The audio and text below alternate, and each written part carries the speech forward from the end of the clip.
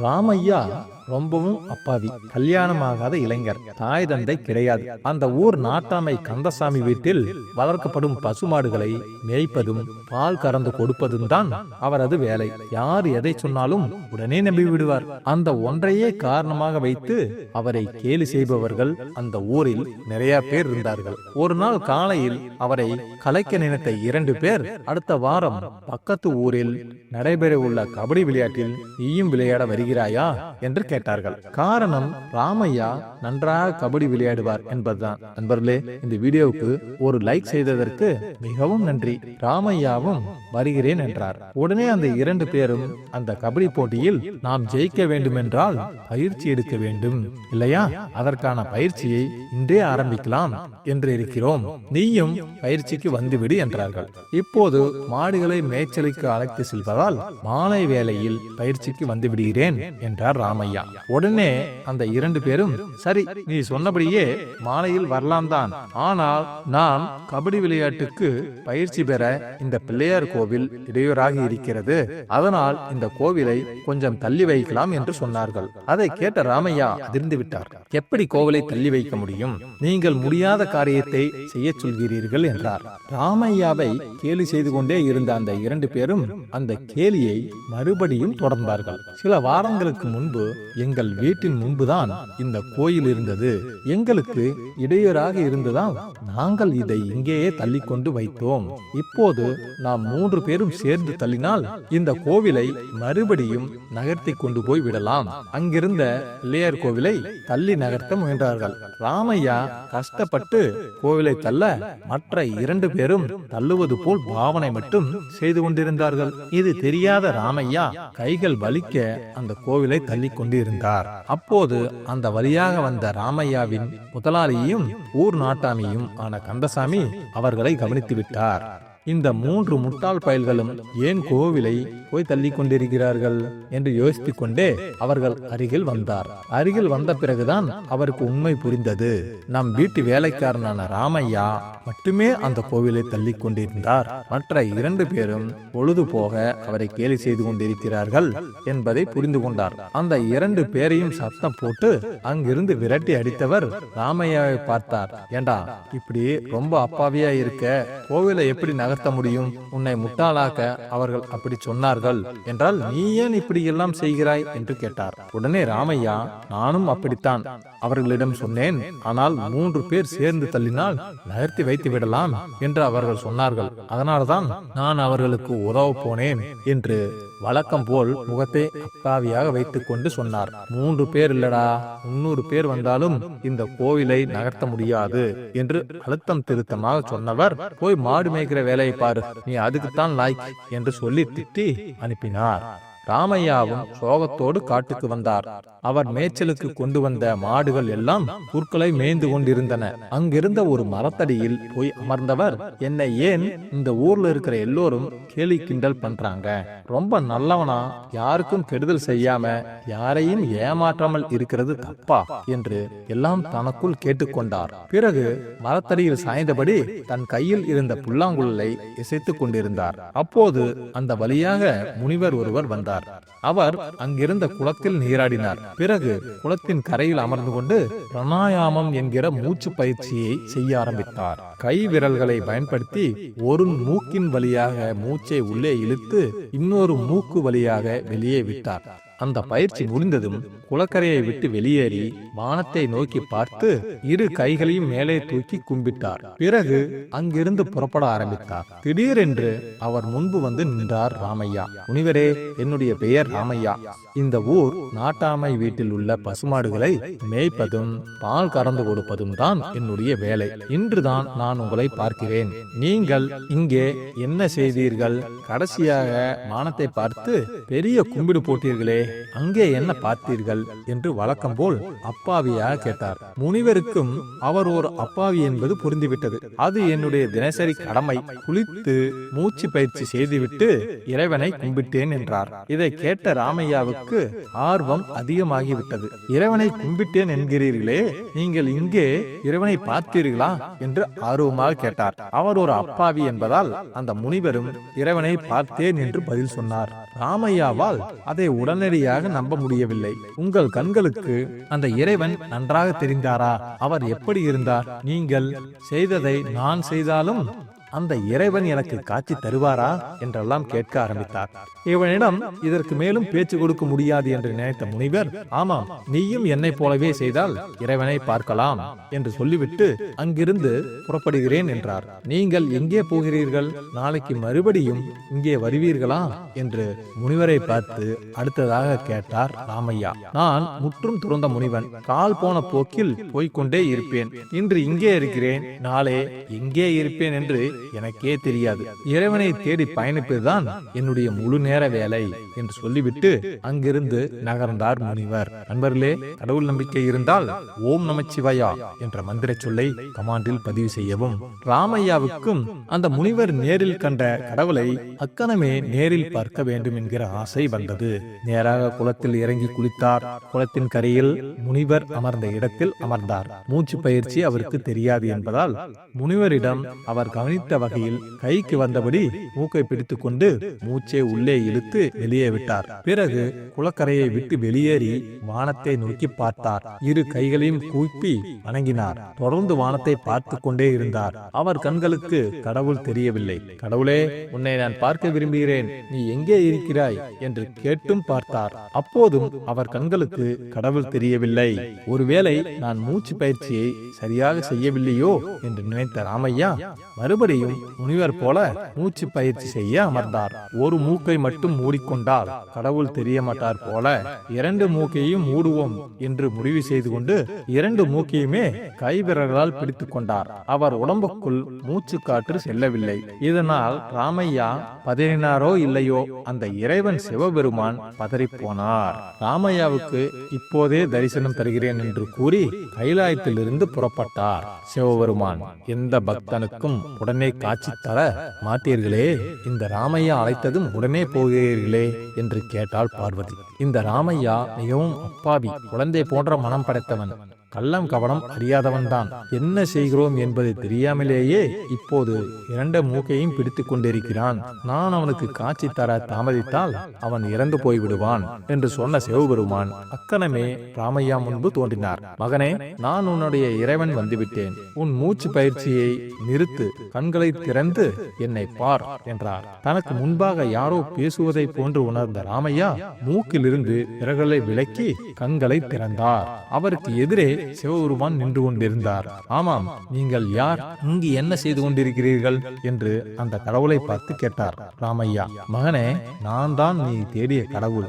என்னைத்தானே நீ பார்க்க வேண்டும் என்றாய், அதனால்தான் உன்னை காண வந்தேன் என்று சொன்னார். சிவபெருமான், நீங்கள் பொய் சொல்கிறீர்கள். இதற்கு முன்பு இங்கு வந்து சென்ற முனிவர் வானத்தில் தான் கடவுளை பார்த்தார். நீங்கள் என்னை கடவுள் வேஷம் போட்டு ஏமாற்ற பார்க்கிறீர்கள்.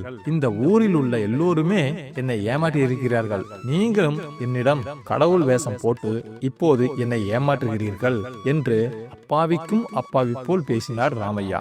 இறைவன் சிவபெருமானுக்கும் என்ன பதில் சொல்வது என்று தெரியவில்லை. அப்போது ராமையாவே ஒரு முடிவுக்கு வந்தார். இதற்கு முன்பு இங்கே வந்த முனிவர் கடவுளாகிய உங்களை பார்த்தார் இல்லையா?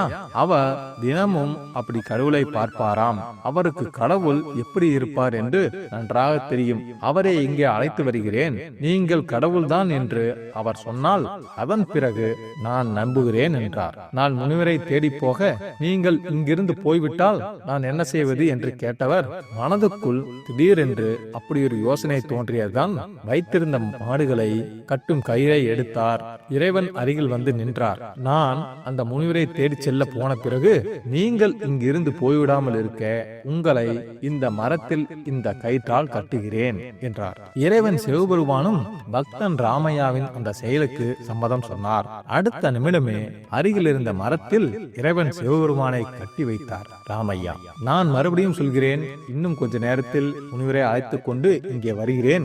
நான் வரும் வரைக்கும் நீங்கள் இப்படியே இங்கேயே இருக்க வேண்டும் என்று இறைவனிடம் சொல்லிவிட்டு முனிவர் போன திசையில் ஓடினார். சிறிது தூரம் சென்றபோது அங்கே ஒரு இடத்தில் அந்த முனிவர் ஞானம் செய்து கொண்டிருந்தார். அந்த முனிவரிடம் காட்டில் நடந்தது எல்லாம் கூறினார். நீங்கள் இப்போதே அங்கு வாருங்கள், அவர் கடவுள்தானா என்று கண்டுபிடித்து சொல்லுங்கள் என்றார். முனிவருக்கும் ஒன்றுமே புரியவில்லை. கடவுள் என்கின்றான், கட்டி வைத்திருக்கிறேன் என்கின்றான், இவன் சொல்வதை எப்படி நம்புவது என்று என்று யோசித்தார். மகனே, நான் வெகு தூரம் செல்ல வேண்டும்.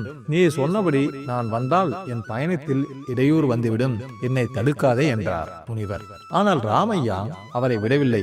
நீங்கள் அங்கே வந்தே ஆக வேண்டும் என்று அடம்பிடித்தார். வேறு வழி தெரியாத முனிவரும் ராமையாவுடன் வந்தார். இறைவன் சிவபெருமானே கட்டி வைத்துள்ள மரம் அருகில் முனிவரை அழைத்து வந்துவிட்டார். முனிவரே, இங்கே பாருங்கள், இவர்தான் தன்னை கடவுள் என்கிறார். நீங்கள் தினமும் வானத்தில் பார்க்கும் கடவுள் இவர்தானாம். நன்றாக பார்த்து சொல்லுங்கள் என்றார் ராமையா. அவர் சொன்னபடி அந்த மரத்தை பார்த்த முனிவருக்கு பயங்கர அதிர்ச்சி. அந்த மரத்தில் கட்டப்பட்டிருந்த கயிறுகள் மட்டுமே அவரது கண்களுக்கு தெரிந்தன. ராமையா கடவுள் என்று குறிப்பிடும் நபர் அவரது கண்களுக்கு தெரியவில்லை. ராமையாவுக்கு உடனடியாக என்ன பதில் சொல்வதென்று அவருக்கு புரியவில்லை. இவன் சுத்த பைத்தியமாக இருப்பானோ? வெறும் மரத்தில் கயிறை கட்டி வைத்துவிட்டு கடவுளை இங்கே கட்டி வைத்திருக்கிறேன் என்கிறானே என்று யோசித்தவர் இறுதியாக ஒரு முடிவுக்கு வந்தார். நீ அங்கே கட்டி வைத்திருப்பது கடவுள்தான் என்று சொல்லிவிட்டால் இவன் நம்மை விட்டு விடுவான். இங்கிருந்து நாம் தப்பித்து விடலாம். இல்லை என்றால் இந்த பைத்தியக்காரனிடம் சிக்கி சின்னாபின்னமாக விடுவோம் என்று யோசித்தவர் ராமையாவை பார்த்து சொன்னார். அதன் பிறகு இறைவன் சிவபெருமானை கட்டியிருந்த மரத்திலிருந்து அவிழ்த்து விட்டார் ராமையா. கடவுளே, என்னை நீங்கள் மன்னித்து விடுங்கள். என்னை தினமும் எல்லோரும் ஏமாற்றுகிறார்கள். இன்று காலையில் கூட கோயிலை தள்ளி சொல்லி 2 பேர் என்னை முட்டாளாக்கி விட்டார்கள். நீங்களும் யாரோ வேஷம் போட்டு வந்த மனிதர் என்று நினைத்து விட்டேன்.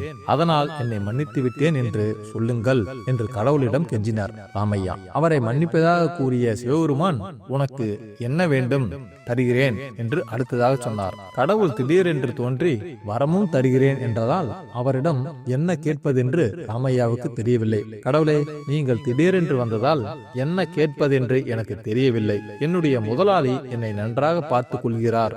வேலைக்கு சாப்பாடும் போடுகிறார். இருக்க இடமும் தருகிறார். எனக்கு எல்லாமே கிடைக்கும் போது நான் உங்களிடம் என்ன கேட்க வேண்டும் என்று அப்பாவி போல் கேட்டார். நீ என்ன கேட்டாலும் தருவேன், கேள் என்று மறுபடியும் அவருக்கு வாய்ப்பு தந்தார் சிவபெருமான். அப்போது ராமையா சொன்னார், நீங்கள் வற்புறுத்தி கேட்பதால் வரம் கேட்கிறேன்.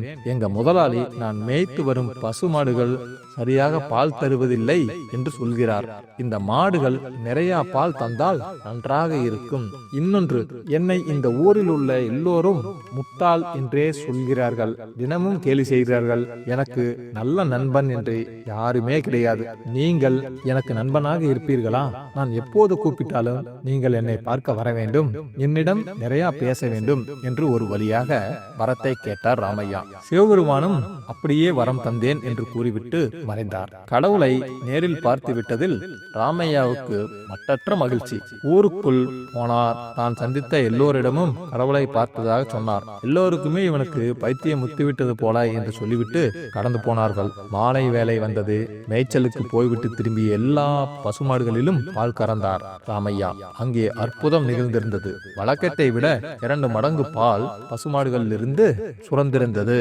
ராமையாவுக்கு ஏகத்துக்கு மகிழ்ச்சி பொங்கி வலியும் முறையுடன் கூடிய பால் பானையை எடுத்துக்கொண்டு முதலாளி கந்தசாமியிடம் வந்தார். என்னடா, பால் பானையோட இங்க வந்திருக்க, என்ன விஷயம் என்று கந்தசாமி கேட்க, அவரிடமும் காட்டில் நடந்த எல்லா விஷயங்களையும் கூறி கடவுளை நேரில் பார்த்ததாக கூறினார். ராமையா கடவுளிடம் பசுமாடுகள் நிறைய பால் தர வேண்டும் என்று கேட்டதால் இன்று 2 மடங்கு பால் பசுக்களிடம் இருந்து சுரந்துள்ளது என்று சொன்னார். ராமையா ஊருக்கே நம்பிக்கை வராத போது அவருக்கு மட்டும் எப்படி நம்பிக்கை வரும்? வழக்கம் போல் அவரும் நம்பவில்லை.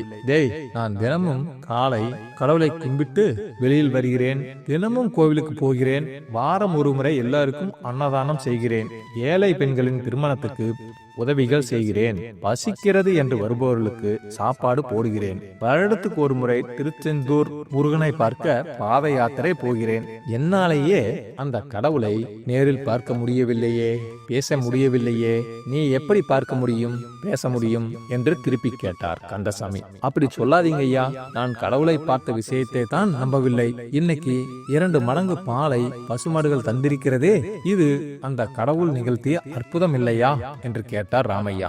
சும்மா இருடா, நிறைய புல் இருக்கிற இடத்துக்கு மாடுகளை அழைச்சிட்டு போயிருப்ப, அதனால கூடுதல் பால் கிடைச்சிருக்கும் என்று யதார்த்தமாக சொன்னார் கந்தசாமி. தான் சொல்வதை முதலாளியும் நம்ப மாட்டேங்கிறாரே என்கிற ஆதங்கம் ராமையாவுக்கு வந்தது. ஐயா, நான் சத்தியமா அந்த கடவுளை பார்த்தேன். நாளைக்கு காலையில நீங்களும் என்னோடு வாங்க, உங்களுக்கும் நான் கடவுளை காண்பிக்கிறேன். நான் கூப்பிட்டால் வருவதாக அவர் எனக்கு வாக்குறுதி தந்திருக்கிறார் என்று பணிவாக சொன்னார் ராமையா.